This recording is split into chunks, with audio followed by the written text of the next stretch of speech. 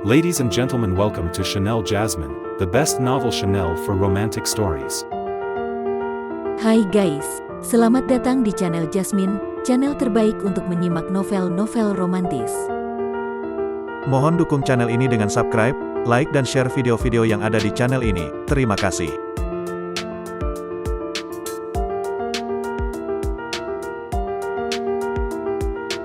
Kaisar Agung Seni Bela Diri, Bab 676, Fragmen ketiga. Luo Xiu langsung menyetujui tawaran kerjasama yang diajukan oleh Shen Bingyu tanpa banyak berpikir. Senjata kekaisaran yang ditinggalkan oleh Kaisar Dewa Wuliang memang sangat berharga, tetapi bagi Luo Xiu, senjata itu tidak terlalu penting. Bahkan jika ia berhasil mendapatkan senjata itu, ia tidak akan bisa memanfaatkan kekuatannya sepenuhnya kecuali ia mengganti teknik bela dirinya menjadi teknik tanpa batas milik Kaisar Dewa Wuliang. Senjata kekaisaran tersebut hanya dapat mencapai potensi penuhnya jika digunakan dengan teknik bela diri yang selaras dengannya, seperti teknik yang digunakan oleh sang kaisar sendiri. Luo Xiu hanya melirik dingin pada anggota keluarga Zhu yang mengikuti Shen Bingyu. Mereka tidak berani berkomentar, karena telah melihat langsung bagaimana Luo Xiu membunuh Liu Tianlu. Kejadian itu meninggalkan dampak yang mendalam pada mereka. Setelah kematian Liu Tianlu, lonceng hitam ilahi jatuh ke tangan Luo Xiu. Artefak itu, meski telah kehilangan semua energinya, tetap bernilai tinggi karena terbuat dari bahan tingkat dewa yang bisa digunakan untuk membuat artefak lain. Liu Tianlu juga memiliki cincin penyimpanan yang penuh dengan sumber daya luar biasa, termasuk berbagai jimat serangan tingkat kekaisaran, belasan senjata tingkat raja, dan bahkan beberapa senjata tingkat kekaisaran. Kekayaannya benar-benar melimpah. Namun, yang lebih menarik perhatian Luo Xiu adalah informasi yang ia peroleh melalui ingatan Liu Tianlu. Liu Tianlu adalah putra tunggal pemimpin sekte abadi Tianyun di dunia agung Tianlu. Dari ingatan Liu Tianlu, Luo Xiu mengetahui bahwa sekte itu adalah bagian dari fraksi pengendali hukum langit, dan bahwa Xia Han, bibi Liu Tianlu, adalah seorang wanita berbaju merah yang pernah menculik teman dan keluarga Luo Xiu. Xia Han, atau Dewi Xia Han, adalah seorang putri suci dari sekte abadi Tianyun. Ia menggunakan ingatan orang-orang dekat Luo Xiu untuk memperkirakan keberadaannya di sekitar sistem bintang Sentian dan sistem bintang Kunlun. Xia Han sengaja menciptakan berbagai situasi, seperti pelelangan Xian sebagai korban ritual dan pengungkapan rahasia tentang teknik roda kehidupan dan kematian yang dimiliki Xiao Jiangming, untuk memancing Luo Xiu muncul. Melalui petunjuk-petunjuk ini, Luo Xiu akhirnya menyadari bahwa sejak ia menyelamatkan Xian di pelelangan, ia telah diawasi. Beruntung, setelah penyelamatan itu, Luo Xiu langsung bersembunyi dan mengubah penampilannya sebelum muncul kembali di tempat lain, menghindari identitasnya terungkap. Setelah berjalan selama beberapa waktu, kelompok mereka mencapai inti dari dunia bintang ini. Di sana, sebuah bintang besar memancarkan aura yang luar biasa megah. Bintang itu adalah pusat dari dunia bintang ini, dan Luo Xiu, dengan pemahamannya tentang bintang, menyadari bahwa bintang ini kemungkinan besar adalah manifestasi dari dewa bintang milik Kaisar Dewa Wuliang. Meski energi jiwa dari bintang ini telah hilang akibat berlalunya waktu, ia tetap bernilai tak ternilai jika digunakan untuk membuat artefak tingkat tinggi. Namun, ukurannya yang sangat besar membuatnya mustahil untuk dibawa oleh Luo Xiu maupun Shen Bingyu. Itu, sebuah peti mati. Su Tianlong menunjuk ke arah bintang, di mana sebuah peti mati raksasa terlihat jelas meski dari kejauhan. Ukurannya sangat besar sehingga terlihat mencolok di atas bintang itu. Di atas peti mati, terdapat sebuah menara dan fragmen yang bersinar dengan cahaya mempesona. Menara tanpa batas dan fragmen sari cahaya abadi, Shen Bingyu berkata, mengenali dua benda berharga tersebut.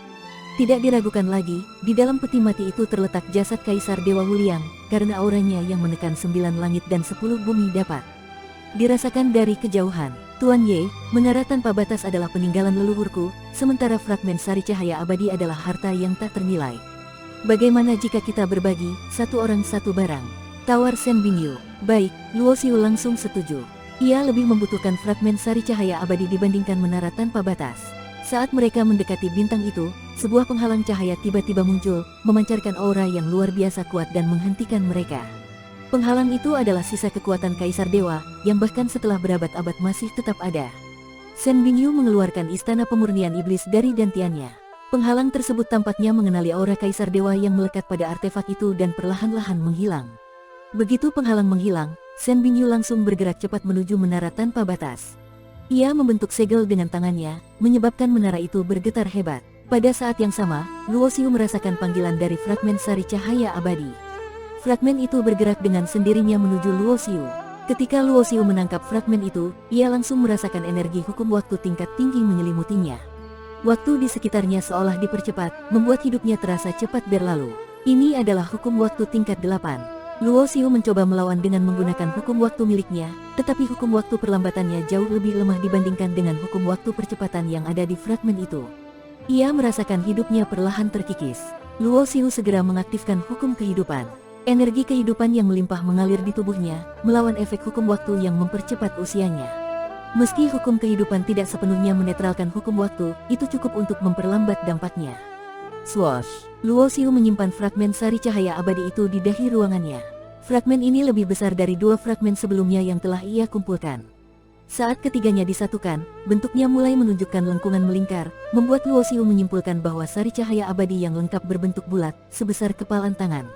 Namun, 3 fragmen yang telah ia kumpulkan hanya seukuran kuku, masih jauh dari bentuk aslinya. Meski begitu, Luo Xiu lebih peduli pada wawasan hukum waktu yang tersembunyi di dalam fragmen ini. Dengan fragmen tersebut, meski ia tidak menemukan sari cahaya abadi yang lengkap, ia yakin dapat menyempurnakan hukum waktu hingga mencapai tingkat yang lebih tinggi. Boom, boom, boom. Suara gemuruh menggema. Luo Xiu melihat Shen Bingyu berusaha keras untuk menguasai menara tanpa batas. Meskipun Shen Bingyu telah mempelajari teknik bela diri Kaisar Dewa Wuliang, tingkat kekuatannya masih belum cukup tinggi untuk sepenuhnya mengendalikan senjata kekaisaran itu. Usahanya yang maksimal membuat tubuhnya berkeringat, menonjolkan sosoknya yang anggun dan wajahnya yang memukau, tanpa disengaja menarik perhatian Luo Xiu. Luo Xiu segera mengendalikan pikirannya. Ia menyadari daya tarik itu bukan disengaja oleh Shen Bingyu, melainkan karena keindahannya yang luar biasa alami. Tanpa istana pemurnian iblis untuk menembus penghalang ini, aku tidak akan mendapatkan fragmen sari cahaya abadi dengan mudah. Aku akan membantunya kali ini. Luo Xiu melangkah maju. Menggunakan teknik semesta tanpa batas yang diperkuat oleh 3 kehidupan menciptakan segalanya, ia membantu Shen Bingyu mengendalikan menara tanpa batas. Dengan energinya yang tampaknya tak ada habisnya, Luo Xiu tidak khawatir tentang konsumsi kekuatan. Di bawah upaya mereka bersama, menara tanpa batas perlahan mengecil menjadi seberkas cahaya dan masuk ke dalam dahi Shen Bingyu. Terima kasih atas bantuannya, Tuan Ye, Shen Bingyu berkata sambil memberikan salam penuh hormat. Tak perlu terima kasih. Aku juga mendapatkan fragmen berkat bantuanmu, Luo Xiu menjawab dengan tenang. Shen Bingyu tersenyum. Ia tahu tanpa Luo Xiu, mustahil baginya untuk berhasil mengambil menara tanpa batas. Tawaran kerjasama itu terbukti menguntungkan kedua belah pihak.